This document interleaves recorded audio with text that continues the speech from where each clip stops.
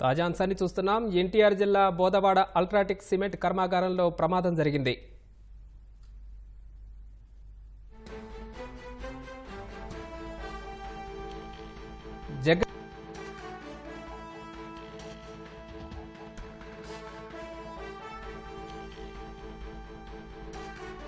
బోదవాడలోని UltraTech cement కర్మాగారంలో ప్రమాదం జరిగింది.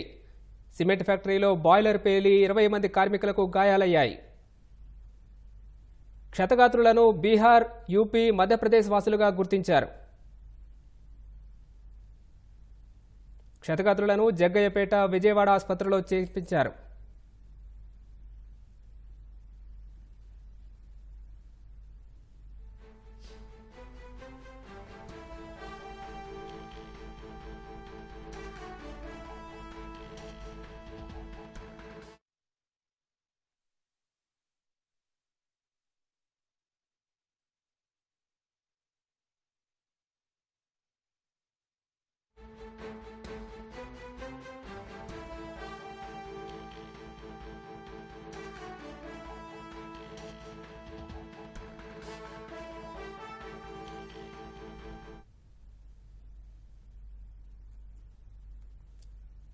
ఎన్టీఆర్ జిల్లా బోదవాడ అల్ట్రాటెక్ సిమెంట్ కర్మాగారంలో ప్రమాదం జరిగింది. బాయిలర్ పేలి సుమారు 20 మంది కార్మికులు తీవ్ర గాయాల పాలయ్యారు. క్షతగాత్రులను జగ్గయ్యపేట, విజయవాడ ఆసుపత్రిలో చేర్పించారు.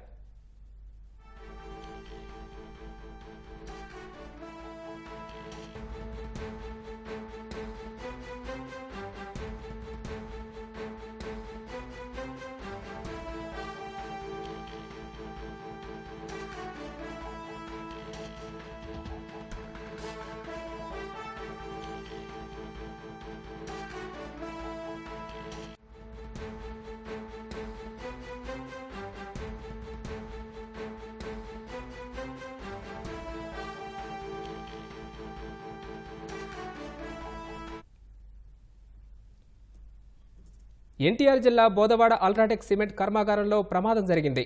మరింత సమాచారం మా ప్రతినిధి సూర్యారావును అడిగి తెలుసుకుందాం. సూర్యారావు, ప్రమాదం ఎలా జరిగింది? ఎంతమందికి గాయాలయ్యాయి? సుమారు 20 మందికి పైగా కార్మికులు పనిచేస్తున్న సమయంలో ఈ ప్రమాదం సంభవించింది. కీలాన్ సెక్షన్ లో, కర్మాగారంలో కీలాన్ సెక్షన్ లో బాయిలర్ పేలడంతో ఈ ప్రమాదం సంభవించిందని ప్రాథమికంగా భావిస్తున్నారు. మొత్తం ఈ ప్రమాదం సంభవించిన తర్వాత అక్కడ ఉన్న దాంట్లో ఉన్న ముడి పదార్థం మొత్తం అంతా కూడా విరజిమ్మి మొత్తం 20 మంది కార్మికులు కూడా గాయపడ్డారు.